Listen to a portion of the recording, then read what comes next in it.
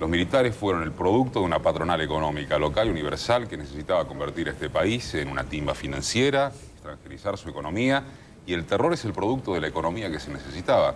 Porque de lo contrario, ¿qué relato tenemos de la historia? ¿De dónde surgen estos monstruos?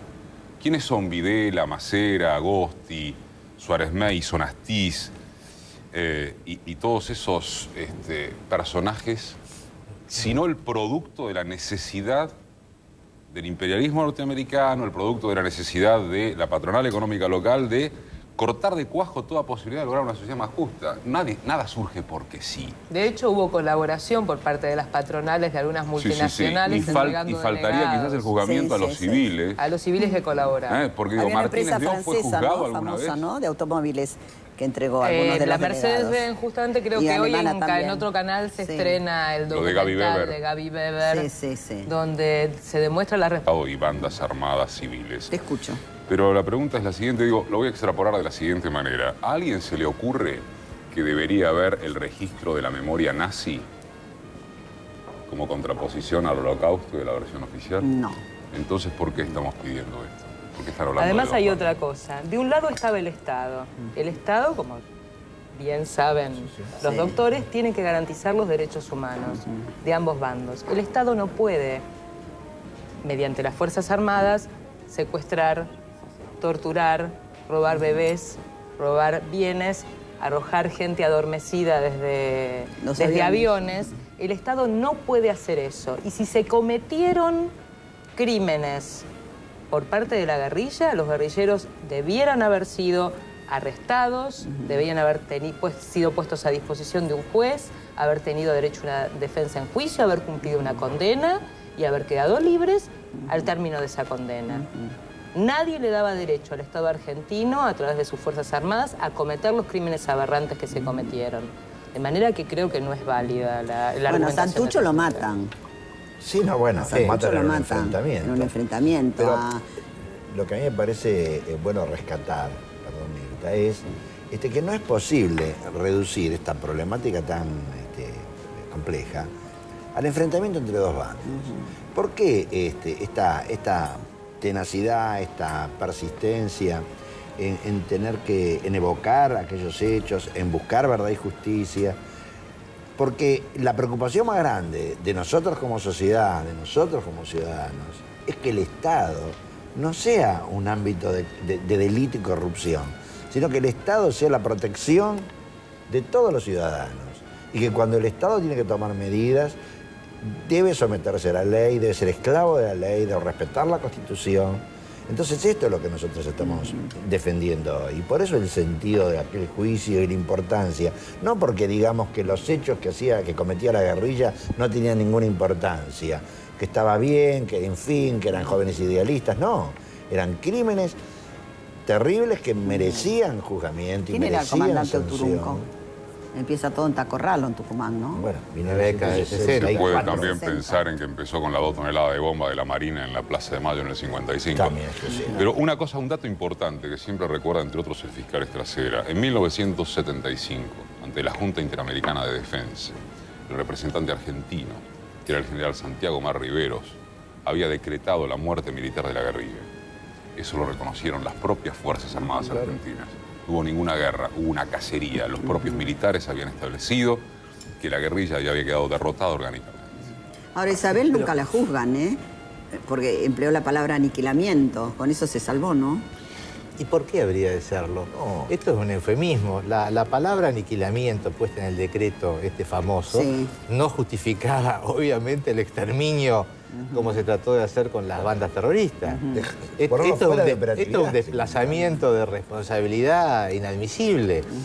Pero es increíble. Los propios que le arrocaron a Isabel dicen cumplíamos órdenes, Isabel, para combatir la ridícula. Tengo que ir a la pausa, señores. Estimada Mirta, soy un ciudadano argentino consciente de la responsabilidad de los crímenes y delitos cometidos por los militares y juzgados. Pero objetivamente les pregunto por qué no se reconoce también que los guerrilleros mataron y secuestraron a civiles inocentes y ajenos a sus planes e ideología. ¿O eso no pasó? ¿Eso no es verdad? Le agradezco, señora, con respeto la saludo, Carlos de San Carlos de Santa Fe. Y aquí tengo otro. Mirta, aprovecho la ocasión para saludarle y hacerle una pregunta concreta que requiere una respuesta objetiva. ¿Se puede hacer un museo de la memoria sin el recuerdo de los miles de argentinos secuestrados, asesinados y afectados por la subversión criminal que asoló a la Argentina, ocupando incluso territorio en Tucumán en la década de los 70 que provocó la represión? Y esto lo manda a Claudio de Lomas de Zamora.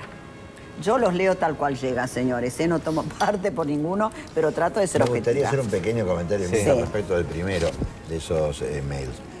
La sentencia contiene un extenso capítulo destinado a los hechos cometidos por la guerrilla previo al año 1976. Incluso hasta con estadísticas, número de personas muertas y demás. Es decir, hay un destaque allí de la importancia de ese hecho y de la existencia de ese hecho como antecedente, ¿no? De modo que Pero y aparte, volviendo a la parificación, son imparificables. Los terroristas son delincuentes que cometían crímenes.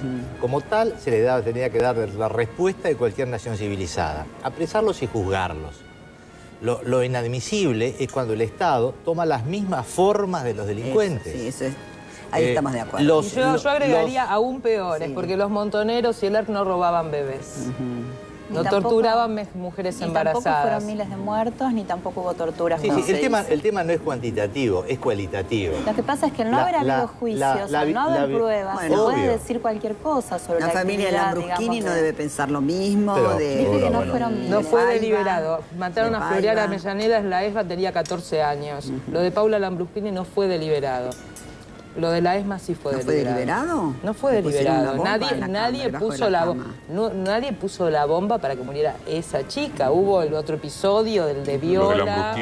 Lo de Lambrusquini es muy sometible a debate porque hay mucha versión encontrada respecto de si no fue el propio macerismo el que puso la bomba. Me consta que Macera retiró buena parte de sus recursos de la ESMA cuando asumió Lambrusquini. Lo de la hija de Lambrusquini, había una interna muy fuerte. Lo de la hija de Lambrusquini me parece un crimen. Eso es un crimen, sí. No cabe la menor duda. Muy bien, tenemos que ir a la pausa. Un abrazo y un beso a toda la mesa. Por eso. Me disculpo. Un abrazo y un beso a toda la mesa. Tengo un hermano, Rodolfo Ferreira Coelho, secuestrado en mi casa por Astiz. Está desaparecido. Era un intelectual y muy inteligente. No era subversivo, se lo llevaron el 16 de abril del 76. Estas cosas son terribles, pero es verdad. Esto ocurrió, es muy doloroso. Aquí pregunta, ¿qué fue Tacorralo? ¿Por qué ocurrió Rubén de Sarandí? Mire, recién lo mencioné yo. Yo estuve en una reunión con dirigentes sindicales peronistas y políticos en el gremio plástico. Nos llevaron a la ESMA y muchos de nosotros nos dimos cuenta y desertamos. Se dirigían a una reunión con Macera que quería formar un partido, es lo que acabamos de comentar. A ustedes, ¿no? Luis Moreno y deja un teléfono. Sí, lo acabamos de comentar, Luis. Sí, convocó a muchos sindicalistas, algunos de los cuales todavía están dando vueltas. Bueno, vamos a la pausa, señores, y volvemos ya, inmediatamente. Contaba cómo coimeaban, cómo la gendarmería torturaba dentro del ingenio Ledesma. Dice, coimear hay que saber coimear, pero sin dejar las huellas digitales. Cuenta cómo la gendarmería le cantaba a él, como capanga del ingenio, a quienes tenían que echar y a quienes tenían que torturar. Me parece que es la historia individual que más refleja el grado de connivencia entre el poder militar y el poder económico. A partir de una historia individual, ¿no? Porque una cosa es relatarlo y otra cosa es escuchar al capanga del ingenio Ledesma contando eso. Algo similar a lo que Mirta comentaba con respecto a la automotriz y el documental de Gaby Weber. Bueno, lo voy a ver con mucho interés. Esto salió, me dijiste, hoy en página 12. Doctor Gilavedra y doctor Arslanian, ¿qué opinan del indulto luego de haber hecho el excelente trabajo de impartir justicia? Muy interesante en la mesa, felicitaciones, Javier de Belgrano. Sí, es cierto, qué contrasentido, ¿no? Lo del indulto. Así es, sí. ¿Usted qué piensa, doctor Arslanian? Mire, nosotros estuvimos totalmente en contra del indulto, ¿no? Por una razón fundamental. Primero, ¿qué sentido tenía, después de haber puesto de manifiesto, corrido el velo para que todo el país y la sociedad se notificara de los horrores que habían ocurrido y de dictar una sentencia que procuraba ser ejemplarizadora, que alguien disculpara o perdonara esto? Esto me parecía una cosa terrible. Por el otro lado, siempre hemos pensado, y yo creo que Ricardo en esto coincide conmigo, en que el indulto es un resabio monárquico y que significa una invasión de poderes. Es decir, son los jueces los que tienen que decidir acerca de la responsabilidad de una persona en algún hecho delictuoso.